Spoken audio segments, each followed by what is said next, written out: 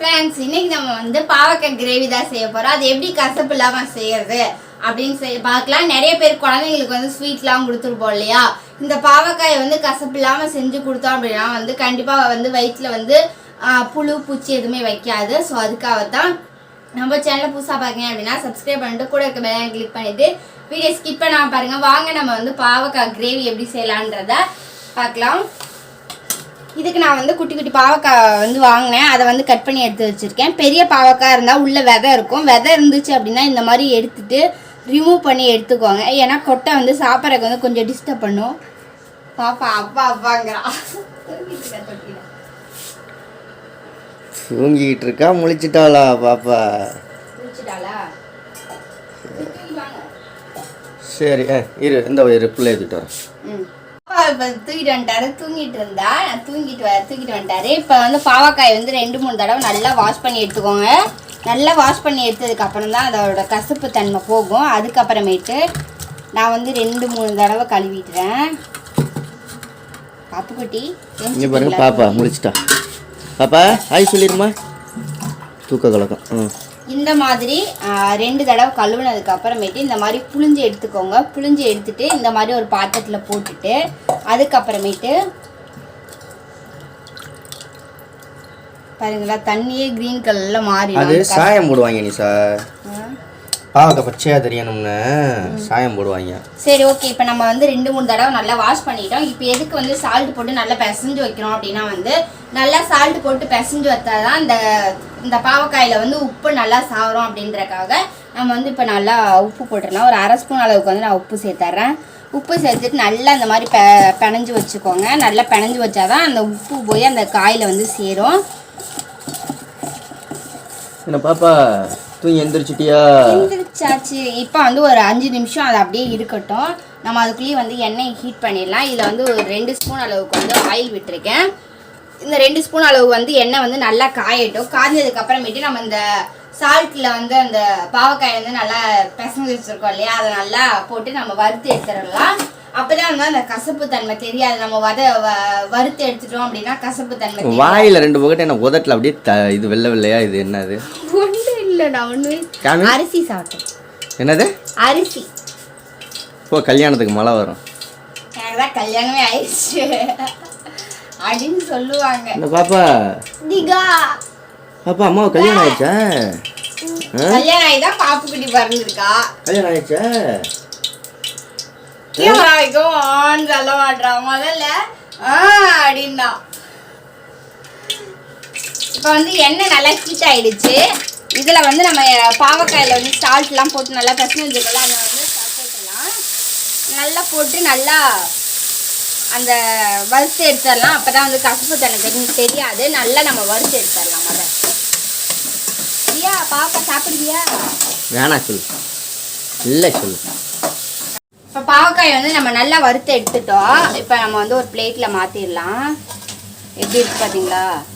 இந்த மாதிரி பொரிச்சு எடுத்தனால நம்மளுக்கு வந்து கசப்பு தெரியாது. அதனால குழந்தைங்க வந்து எண்ணெயே பச்சை கலரில் மாறிடுச்சு பாரு. ஏதோ இது சாயத்தை எல்லாம் சேர்த்து விட்ருப்பாங்க. காப்பியில் மெழுகு தடவுறாங்கல்ல அது மாதிரி. பச்சை பட்டாணிலையும் அதே மாதிரி சாயம் போடுறாங்க.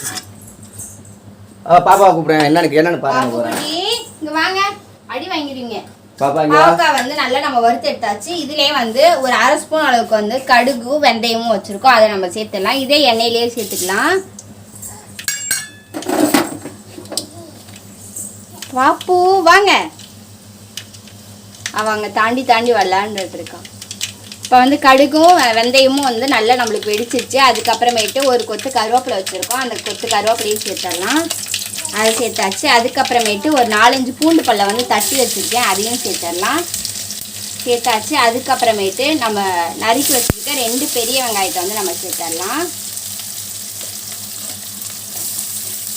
இந்த வெங்காயம் லைட்டாக வதங்கட்டும். வதங்கினதுக்கு அப்புறமேட்டு நம்ம இன்னும் என்ன போடலான்னு பார்க்கலாம்.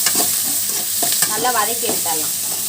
இதெல்லாம் பாவக்காய் பிடிக்கணும், மறக்காமல் கீழே கமெண்ட் பண்ணுங்க. ஏன்னா இப்போ பாப்பா வந்து பாவக்காய் கடிச்சு சாப்பிட்டா. வெங்காயம் வந்து நல்லா வதங்கிடுச்சு. கோல்டு கலரில் வந்துடுச்சு. இப்போ நம்ம தக்காளி வந்து ஒரு தக்காளி நல்ல பெரிய தக்காளியாக வந்து பேஸ்ட் பண்ணி எடுத்துருக்கோம். அந்த தக்காளியை வந்து இப்போ நம்ம சேர்த்துடலாம். அதை சேர்த்துட்டு நம்ம வந்து பாவக்காயில் தான் வந்து உப்பு சேர்த்தோம். இன்னும் வந்து தக்காளி வெங்காயத்துக்கு உப்பு சேர்க்கல. இதில் ஒரு 1/4 ஸ்பூன் அளவுக்கு வந்து நான் உப்பு சேர்த்துறேன். உப்பு சேர்த்துட்டேன். இப்போ நல்லா கிளறி விட்டுறலாம். கிளறி விட்டுட்டு நெக்ஸ்ட்டு வந்து நம்ம மசாலாலாம் போட்டுடலாம். அப்போ தான் வந்து மசால் வாடை போகும். ஒரு பிஞ்ச் அளவுக்கு வந்து மஞ்சத்தூள், அப்புறமேட்டு ஒரு ஸ்பூன் அளவுக்கு வந்து மிளகாத்தூள், அதுக்கப்புறமேட்டு ஒரு ஸ்பூன் அளவுக்கு வந்து மல்லித்தூள். உங்கள் வீட்டில் மல்லித்தூள்லாம் இல்லை அப்படின்னா வந்து நீங்கள் குழம்பு மிளகாத்தூள் இருக்கும்ல, வீட்டிலே அரைச்ச மிளகாத்தூள் அதை கூட சேர்த்துக்கலாம். இப்போ இந்த மசாலாலாம் நல்லா சேர்த்து வதக்கி விட்டுடலாம்.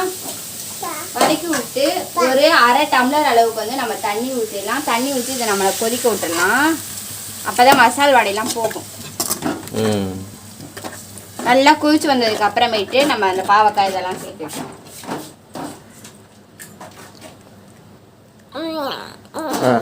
இங்கே குடி இங்கிட்டு போ பாருங்க. பாப்பா குட்டி பாவக்காய்.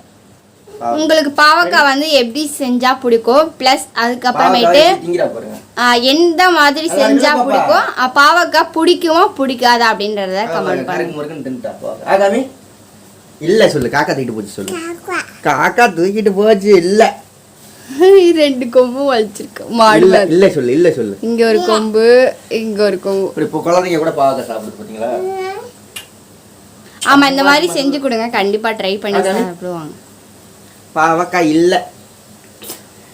ஐயா துப்ப கூடாது. முதல்ல கொடுத்தது கடிச்சு சாப்பிட்டா. பெருமையா சொல்லிட்டு உன்னை பத்தி. எப்படி இருக்கு? கசக்குதா? எப்படி இருக்கு? தண்ணி குடி, செம்புல தண்ணி இருக்கு பாருங்க.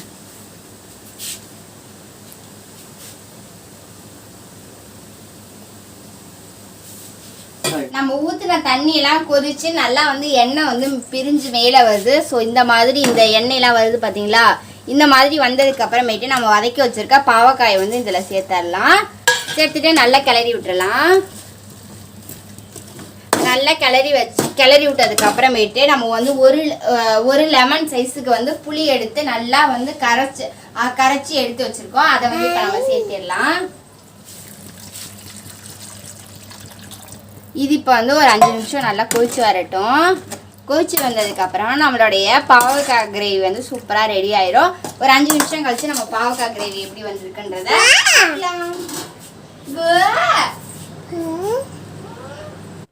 ஓகே, நிஷா வச்ச பாவக்காய் கிரேவி இப்போ ரெடி ஆயிடுச்சு. எப்படி இருக்குன்னு பாருங்க. நல்லா சிம்மில் வச்சிருக்கா, கொதிச்சிருச்சு. சூப்பராக இருக்கு பாவக்காய் கிரேவி. எங்கள் வீட்டில் மத்தியானம் சாப்பிடாது தான். அங்கே ஒரு அதுக்கு கீழே ஒரு கிண்ணம் குட்டி கிண்ணம், அதுக்கு மேலே அதுக்குள்ள. ஓகே, நம்ம டேஸ்ட் பார்த்துடலாம் எப்படி இருக்குன்னு. பாவக்காயும் பாவக்காய் கிரேவியும் டேஸ்ட் பார்க்க போகிறார்.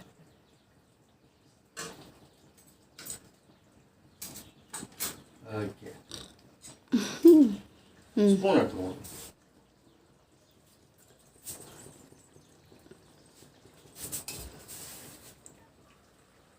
அப்பா சூப்பராக இருக்கும்.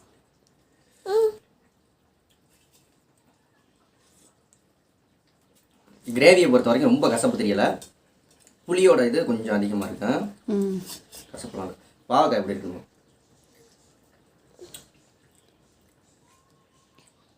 ஒன்றும் அந்த அளவுக்கு கசப்பு தெரியல. ரொம்ப சூப்பராக இருக்கு. நீங்களும் நான் செஞ்ச மெத்தடில் செஞ்சு பாருங்க. செஞ்ச மாதிரியே செய்யுங்க. இது வந்து அப்படியே புளி குழம்புல பாவக்காய் போட்டால் எப்படி இருக்கும் அது மாதிரி அந்த மாதிரி இருக்கு. அந்த புளி எதுக்காக ஊற்றுறோம் அப்படின்னா அந்த கசப்பு தன்மை எடுத்துரும். ப்ளஸ் நம்ம வந்து வறுத்தலையும் எடுத்துரும். பாவக்காய் சமைக்கையில் சர்க்கரை எல்லாம் போடுவாங்க, சர்க்கரை போட்டு சமைப்பாங்க. நான் அது எதுவுமே போடலை. இது நல்லா இருக்கு, இது தரமாக டேஸ்ட்டாக இருக்கு. ஓகே, இந்த வீடியோ பிடிச்சிருந்துச்சு லைக் பண்ணி ஷேர் பண்ணி கமெண்ட் பண்ணுங்க. மறக்காம நம்ம சேனலை சப்போர்ட் பண்ணுங்க, சப்ஸ்கிரைப் பண்ணுங்க. ஓகே, பாய் பாய். பாய் பாப்பா, பாய்மா. பாய் சொல்லிடு. பாய். ஓகே, சூப்பராக